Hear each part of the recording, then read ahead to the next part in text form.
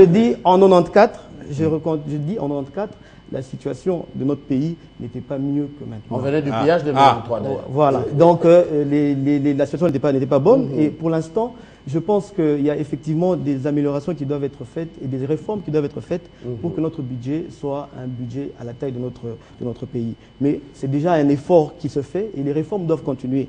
Nous avons passé des très longs moments de guerre qui ont fait que notre économie ou les recettes, toute notre production était orientée vers l'effort de guerre. Maintenant que nous sommes en train d'éradiquer tous ces poches d'insécurité, notamment à l'Est, et nous estimons qu'il faille que nos services générateurs de recettes, il faille que la population soit appelée encore au civisme pour que nos recettes, parce que ce n'est pas seulement l'affaire du gouvernement, la population également doit être civique. Est-ce que ce n'est pas fuir faire porter ces fardeaux à la population? Non, je ne fais pas porter, surtout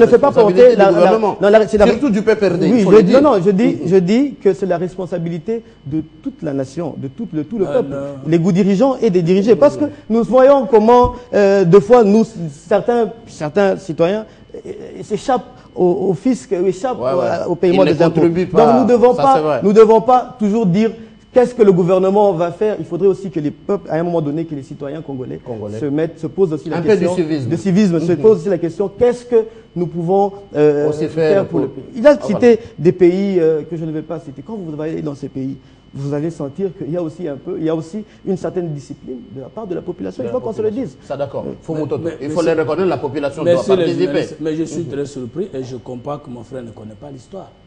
Jusqu'à l'entrée de l'AFDEL en 1997, les coûts du budget national issu de l'agriculture étaient à 45%. Aujourd'hui, c'est combien? Aujourd'hui, il n'y a que les régies financières qui produisent l'argent. L'État congolais, par la majorité actuelle au pouvoir, ne sait pas maîtriser l'assiette fiscale. Il y a combien de bailleurs dans cette ville de Kinshasa? C'est justement le contraire de ce que vous venez de dire. Qu'il y a eu croissance. Et quand on parle de croissance, c'est qu'il y a eu production au niveau interne. Je voyais que j'évolue rapidement. Lorsqu'il y a croissance et qu'on ne calcule pas la formule exacte du revenu national par tête d'habitat, et qu'il y a plutôt croissance du PIB et qu'il n'y a pas croissance du produit national brut, même si nous aurons croissance économique à 80 chiffres, la population ne va jamais se retrouver. Le Premier ministre Matata est en train de mesurer la tension de quelqu'un avec les bâtons. Et il dit ça va. Il prend les bâtons, il met, oui ça va. Il met, oui ça va. Et on n'évalue pas un pays dans une semaine comme on fait avec la Troïka. Peut-être qu'on n'a pas le temps pour détailler qu'est-ce que nous voulons dire. Il y a croissance, mais il n'y a pas de développement économique parce qu'il n'y a pas augmentation des salaires et création d'emplois. C'est ça les pièges dans lesquels l'actuel Premier ministre nous a jetés. Et si on n'est pas avisé, on va continuer à les louer. Il a fait croître les recettes. Mais la population, le social ne sera jamais entamé. Et c'est là, si le chef de l'État n'est pas associé dans ces coûts, c'est que le chef de l'État est distrait. Une question c'est à vous tous. Comment vous dites que la population n'est pas associée, ne se retrouve pas? On voit la réforme de la SNCC, projet de l'école.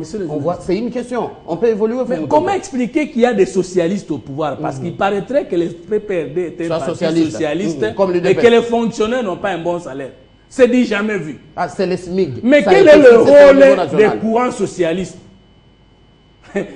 Parce qu'aujourd'hui, même quand on dit que le PPRD c'est un parti politique, je suis étonné. Un parti politique socialiste qui est au pouvoir à 13 ans et que les sociaux restent toujours non entamés. Ah voilà, c'est une très bonne question. Si vous voulez, je voudrais, je ne sais pas, mais je pense... Rapidement, je voudrais rétablir la vérité. Je voudrais que le peuple congolais sache, parce que le peuple congolais est témoin de tous les efforts que son Excellence Joseph Kabila fournit depuis qu'il a pris les rênes du pouvoir. Nous venons d'une guerre qui a fait une décennie presque.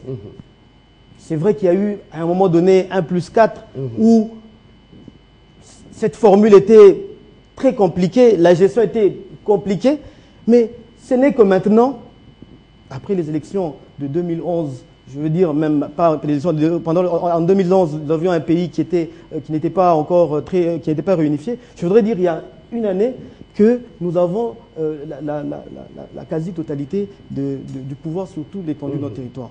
Donc, on ne peut pas attendre d'un gouvernement de faire des miracles. Qu'on ne vous juge pas du passé, qu'on vous juge. Non, je dis ceci. Je dis, on ne peut pas juger le pouvoir de Kabila sans tenir compte de tout ce qui a fait les années de guerre. Les années de guerre. C'est un peu logique. Vraiment, c'est juste. C'est un peu logique. En 94, pourquoi il y a ces guerres? Parce qu'ils ne sont pas capables de nous protéger. Corne Moulumba. Bien. Oui, en une minute rapidement. Oui, nous devons absolument tenir compte de toutes ces guerres. Tout à fait, vous avez tout à fait raison. Mais je constate que dans ce pays, il y a eu des rapports. Je pense au rapport Mayobo. Je pense au rapport Lutundula. Je pense à Eric Joyce en Grande-Bretagne, qui nous dit qu'on perd 5 milliards de dollars chaque année à cause des entreprises qui sont dans les îles Vierges, dans lesquelles sont les responsables congolais. Donc, je veux dire, au-delà de la guerre, si nous pouvions...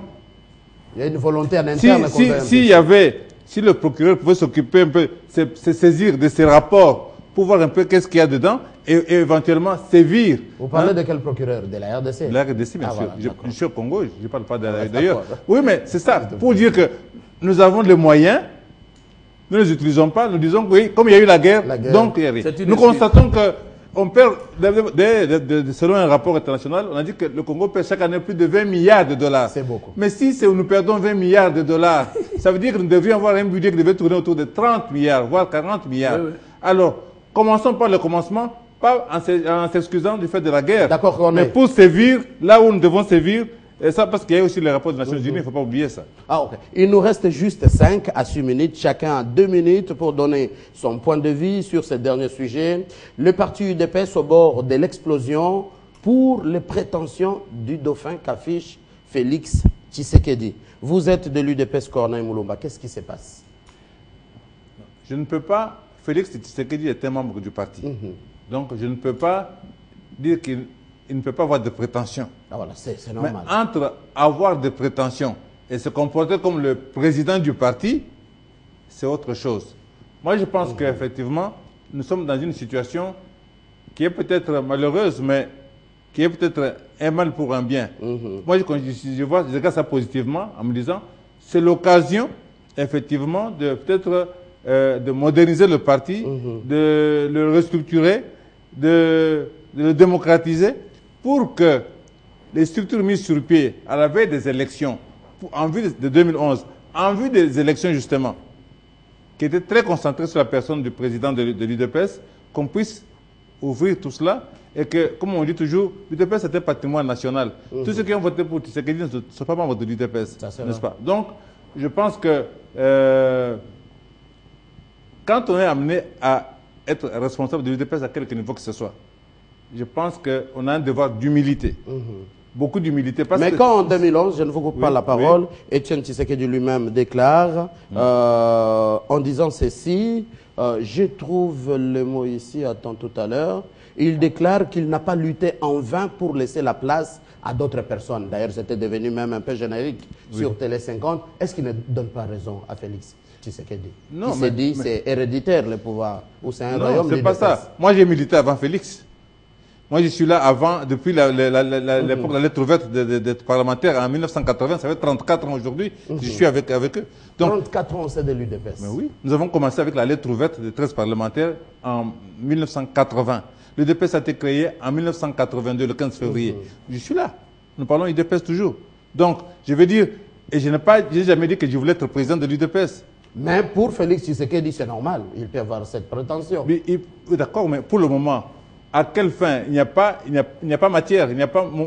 Si le président du parti est empêché, nous devons créer les conditions. Pour moi, j'ai dit, nous devons organiser un conclave. Est-ce qu'il n'y a pas un problème au sein de vous? Vous ne communiquez pas. Vous ne dites même pas quel est l'état de la santé de votre président. Peut-être Félix veut en profiter. Oui, mais il est le fils de l'autre, donc il connaît l'état de santé de son père mieux que moi, ça c'est certain. Ceci étant, le président n'étant pas sur place, l'UDPS est un parti politique, ce n'est pas un bien privé. Donc, il faut que les responsables, les cadres du parti assument pleinement leurs responsabilités. Si nous parlons de 34 ans, de 32 ans pour la création du parti, je pense que si Étienne Tshisekedi est le père, entre-temps, les enfants ont grandi, ils doivent faire preuve de maturité, ils doivent montrer qu'ils sont capables de se prendre en charge, comme dirait Mzé et Laurent Désiré Kabila. Donc, il n'y a pas de problème. Fumoutoto, en 2 minutes, peut-être implosion au sein de l'UDPS, des fils qui ont grandi, qui n'étaient pas, bien sûr, d'autres à la création de l'UDPS, ont maintenant des prétentions. Première chose, l'UDPS a été un modèle pour nous qui avons commencé la lutte après sa lutte. Il semble que presque la majorité d'acteurs politiques à RDC sont passés par l'UDPS. Vous aussi? Non, moi, non. Moi, je ne suis jamais passé ni par l'UDPS, ni par l'IMPER, ni par la par le PPRD. Moi, je suis passé par la 3e voie. Par vous. Donc, je suis le géniteur. Jusqu'à avoir des alliés. Ça, d'accord. Ok. Donc là, il n'y a pas de problème. Deuxième chose, la gestion des ambitions dans un parti, c'est normal. Chacun de nous peut affronter ses ambitions. Ah, voilà. C'est normal que Félix, en dehors du fait qu'il soit le fils de Tshisekedi, est un membre de l'UDPS, n'empêche qu'ils disent qu'il veut remplacer Étienne Tshisekedi, d'autant plus que personne ne le conteste, la qualité de membre de l'UDPS. Mais ce qui est démontrable et regrettable, c'est que tous les partis politiques congolais, de l'opposition et de la majorité, ce sont des partis tribaux, ethniques et paroissiaux. Ça dépend des tribus. Moi, je vous dis qu'il n'y a pas... Ça n'existe pas la 3e voie aussi. Je dis, le 3e voie, c'est un courant de pensée. C'est peut-être dans les partis de la 3e voie qu'il faut vérifier si cette maladie aussi n'est pas là. Il n'y a pas Lodja, Sankuru là-dedans qui domine. En tout cas, le président de notre parti est Moulouba. Moi, je ne suis... Le parti est créé à partir de mon courant, mais je ne suis qu'un conseiller général. Peut-être nous tentons d'innover. Voyez un peu ça. Et le président n'est même pas à Kinshasa, il est aux États-Unis, à Colorado. Nous sommes en train d'innover parce que nous avons trouvé que dans les partis politiques congolais, il n'y a pas ancrage idéologique. Dans les partis politiques congolais, il n'y a pas de débat interne au sens plein du terme. Il y a plus des autorités morales. Or, dans les partis, lorsqu'on donne à quelqu'un la qualité de l'autorité morale, dans un parti politique, il devient irremplaçable. Il devient irresponsable. Et si vous regardez très bien aujourd'hui, l'UDPS ne symboliserait que l'ombre de Tshisekedi. Et chaque fois que Tshisekedi n'est pas au pays, et surtout qu'il est malade, il y a toujours tentative d'implosion au sein de l'UDPS. Le vieux a beaucoup combattu. Son âge aujourd'hui ne lui permet plus d'être actif au parti. Est-ce qu'on ne peut pas songer et attendre la succession au lieu d'attendre la disparition davantage de l'UDPS? Merci beaucoup. Yannick Tissola, vous êtes du PPRD. Un mot là-dessus. Vous voyez comment un grand parti qui a été vraiment presque le symbole de la lutte et de la démocratie en RDC, vouloir sombrer. Je voudrais vous dire que nous sommes très attentifs à ce qui se passe à l'UDPS. Tout ce que nous souhaitons, c'est que ce parti soit fort dans l'opposition, parce que comme vous le savez, c'est le 2e parti après mon parti, le PPRD. Nous avons besoin que ce parti soit debout pour qu'il nous fasse des critiques qui permettent à ce que nous améliorons la gestion du pouvoir. Quant au débat interne, à la lutte de succession, ça ne vous engage pas. Corneille Moulumba, un mot avant de conclure. Non, je ne veux pas accepter ce que Moutoto a dit concernant l'UDPS, c'est un parti... Vous êtes désorganisé en interne, vous seriez désorganisé. Non, particulièrement sur le fait des partis tribaux et ethniques et tout ça. Voilà. Je voudrais rappeler que l'UDPS a été créé par Marcel Yaou de l'Équateur, Frédéric Bassamaliba du Katanga, Faustin Birindo du Kivu, Vincent Wakiem de Bandundu, Tshisekedi de Kasaï, ainsi de suite. Mais comment ça a pris cette connotation? l'UDPS risque... Mais ça, c'est l'UDPS avant. Laissez-moi répondre. Maintenant, la combativité de tout un chacun c'est ce qui a... fait la nuance, le courage, la détermination, le risque, parce qu'il faut se rappeler que combattre la dictature de Mobutu, c'était la mort. Donc vous mettez votre propre vie dans la balance pour vos convictions. Alors, si Tshisekedi s'est fait remarquer et apprécié par la population du fait de ce courage-là, ça c'est une chose. On ne peut pas le lui reprocher quand même. Ça c'est une chose. Moi je ne lui ai pas reproché. J'ai dit que les partis politiques congolais sont tribaux-ethniques. Je n'ai pas dit l'UDPS. Voilà, rapidement, en 30 secondes, on chute. Il y a un problème de débat interne, effectivement. Il est général dans tous les partis politiques, y compris le nôtre. Et c'est un combat que je mène en interne depuis très longtemps pour qu'il y ait le débat interne. Pas de sens là, on ne peut pas aller de l'avant réellement. Ensuite, pour terminer vraiment, le PPRD souhaite que l'UDP soit un parti fort de l'opposition. Non, nous voulons que l'UDP prenne le pouvoir, pas pour être fort dans l'opposition. L'UDP n'est pas condamné à être de l'opposition. Ça, d'accord. Rendez-vous aux élections prochaines.